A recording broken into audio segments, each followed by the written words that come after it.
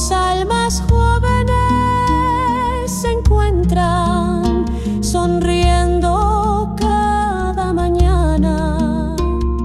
Xochitl, Huitzilín, entre juegos, risas y cantos, corrían entre flores por eternos campos, con promesas de un cariño tan fuerte y sincero que ni la muerte vencería su lazo verdadero. Oh, amor eterno, leyenda que inspira, unidos por siempre más allá de la vida, como el colibrí que a la flor se aproxima. Cempasúchil dorado, tu esencia me anima. bajo Tonatiuh la luz nos guía, juramos amarnos y en cada respiro Tu alma es la mía.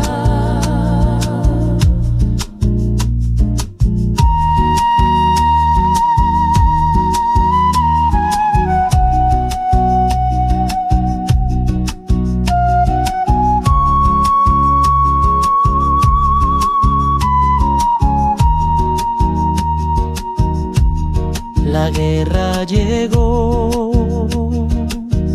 un sombrío destino, y Huitzilín partió dejando un amor genuino.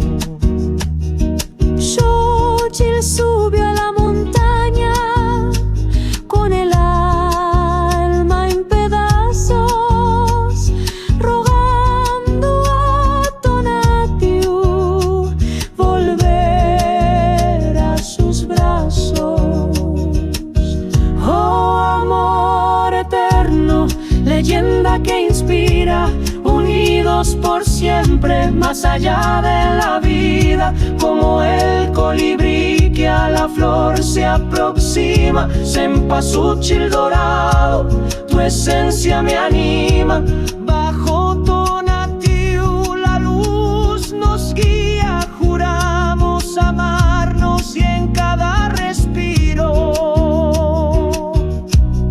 Tu alma es la mía.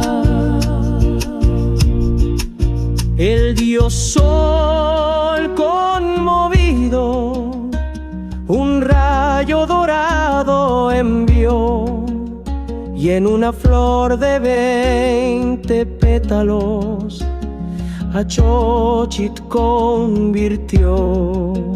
Huitzilín en colibrí a la vida regresó, y en el néctar de su amada su amor eterno encontró.